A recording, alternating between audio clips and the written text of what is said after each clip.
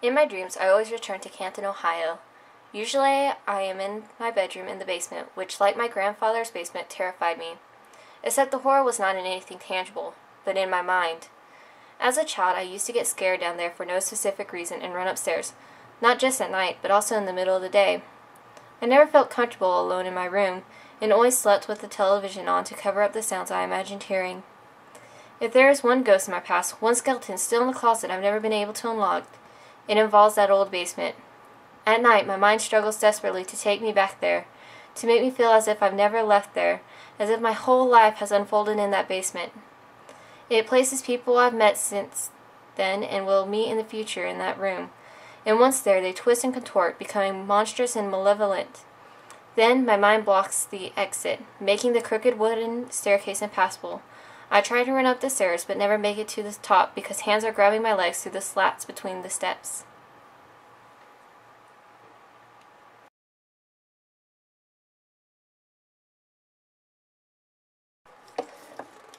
So today's book is Marilyn Manson's The Long Hard Road Out of Hell. I read this book a while back, like in, 12th grade.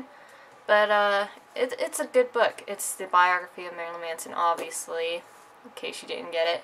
But it starts out with Marilyn Manson describing his grandfather's basement, and he talks about the workbench his grandfather had, which had a lot of pornography in it, and not just porn, but porn of different types and fetishes, which is kind of gross. But the book is so well written. It's very descriptive.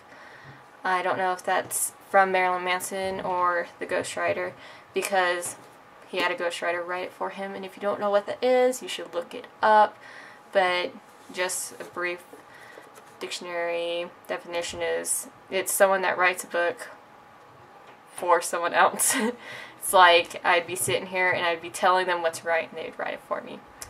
But yes, so the book is very descriptive. There's a lot of different stories in it from Marilyn Manson's past. Anyways, and it talks about his family. It talks about his pet dog who was poisoned by the neighbor, he thinks, and it sounds pretty convincing. It talks about how he gets famous, how there were people who would protest his concerts whenever he first started, how he would do strange and ridiculous things to get attention at concerts, you know, that sort of thing. If you don't know if you don't know a lot about Marilyn Manson, he's kind of out there, so, you know, it's just kind of to be expected. But I wasn't a fan of Marilyn Manson particularly. I'm still not a huge fan. I mean, I listened to a couple of his songs, but whenever I was growing up, my parents would not let me listen to him, and I mean, it's for good reasons, I suppose. He talks about being the Antichrist, and then he gives like his definition and just kind of gives some background information. He went to a religious school when he was little, and I think that kind of contributes to it, because, I don't know.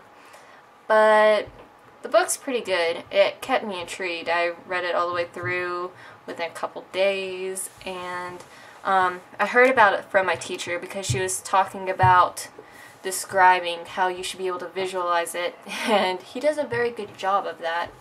But the book has pictures, you know, some of them well known, some of them not as well known. He talks about his ex-girlfriends, Missy, a girl named Tracy, and talks about band members and how some of them would kind of left the band and stuff.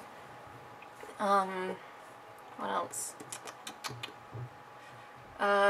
He gives lists in here, some definitions like of what he defines as someone being gay. Like if they do this, they're considered gay. He considers certain things cheating and other things not, such as if you're married to someone, the marriage doesn't count in, like, I think it said Tokyo and a couple of other places, so technically you're not cheating. But there's that. He also wrote to a magazine trying to get some of his writings into him when he was little, and those are included.